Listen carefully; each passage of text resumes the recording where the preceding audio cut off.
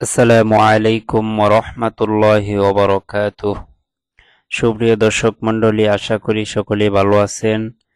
আজ আমি আলোচনা করব একটি ভিত্তিহীন কথা, অর্থাৎ এই পৃথিবীতে মানুষ অনেক অনেক কথা বলে, কিন্তু অনেক কথার ভিত্তি হয় না।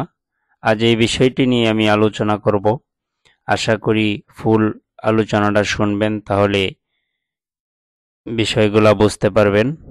আর ভিডিওটা দেখে যদি ভালো লাগে তাহলে আমার চ্যানেলটি সাবস্ক্রাইব করবেন, পাশে থাকা বেল বাটনটি অন করে দিবেন। সো কথা আর না বাড়িয়ে আমরা আলোচনা শুরু করব। হাসরের দিন আল্লাহর ক্রোধ দূর করতে আবু বকর রাদিয়াল্লাহু তাআলা আনহু এর আমলনামা পেশ করা।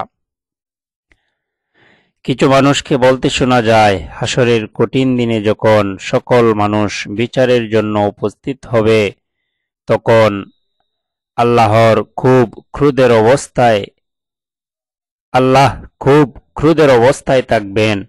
বিচার কার্য শুরু হওয়ার অপেক্ষায় সকল মানুষ পেরেশান অবস্থায় সময় অতিবাহিত করবে। আল্লাহর ক্রোধ দূর করার জন্য এক পর্যায়ে নবীজি সাল্লাল্লাহু আলাইহি ওয়াসাল্লাম আবু বকর রাদিয়াল্লাহু তাআলা আনহু এর আমলনামা পেশ করবেন। আমলনামা দেখে আল্লাহ খুশি হবেন এবং তাহার ক্রোধ, অর্থাৎ যে রাগ, দূরীভূত হবে। এটি একটি ভিত্তিহীন ও বানোয়াট কথা।